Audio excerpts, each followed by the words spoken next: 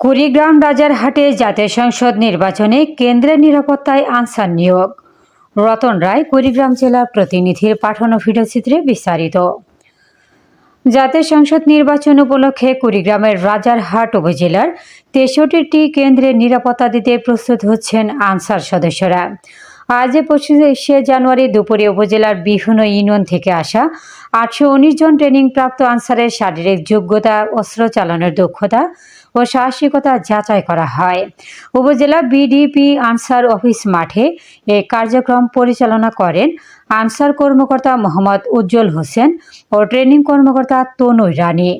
মোহাম্মদ উজ্জ্বল হোসেন সাংবাদিককে জানান, অনলাইন আবেদনের ভিত্তিতে সরাসরি উপস্থিতি, ট্রেনিং সনদ ও শারীরিক সক্ষমতা দেখে নির্বাচন করা হচ্ছে। এবার এভিএমআইএস অনলাইন ডাটাবেজের মাধ্যমে পুরো প্রক্রিয়া ডিজিটালভাবে নথিভুক্ত করা হচ্ছে। ডিজিটাল পদ্ধতিতে এই নিয়োগ প্রক্রিয়া নির্বাচনী নিরাপত্তায় আনছে নতুন মাত্রা। অনেকে অনলাইনে আছে, কিন্তু দেখা গেছে অনলাইনে তার ছবি সবকিছু ঠিক আছে, কিন্তু শারীরিক সে ফিটনেস নাই। ফিটনেসটা দেখার জন্য শুধু তাকে ডাকা, বাকি তথ্য সব আমাদের অনলাইনে আছে। এই অনলাইনে আমাদের ওরা আইডি সার্চ দিলেই সব সদস্যের একটা এনআইডি নাম্বার আছে, তাদের এনআইডি সার্ভারের সাথে আমাদের সাথে কানেক্ট আছে। এই এনআইডি দিয়ে সার্চ দিলে তার সব ডাটাবেজ আমাদের কাছে চলে আসবে, সব কিছু দেখতে পারবো। তার কোথায় ট্রেনিং করছে, কতদিনের করছে, তার সার্টিফিকেট অরিজিনাল কিনা আমরা সব দেখতে পারবো।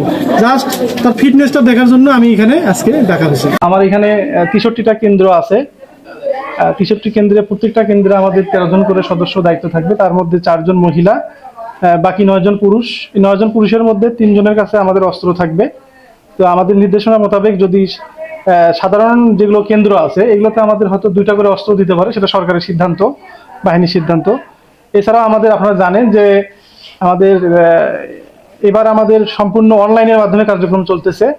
এভিএমআইএস নামে একটা সফটওয়্যারের মাধ্যমে সবাই আবেদন করছে। আবেদনের যাচাইয়ের প্রেক্ষিতে আমরা সবাইকে যাচাই বাছাই করে যাদেরকে পাবো, এটা নিয়ে আমাদের সর্বমোট জনবল এখানে নিয়োগ হবে ৮১৯ জন।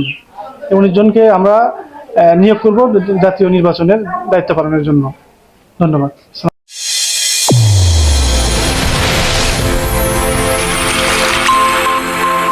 চ্যানেল A1 হৃদয়ের স্পন্দন।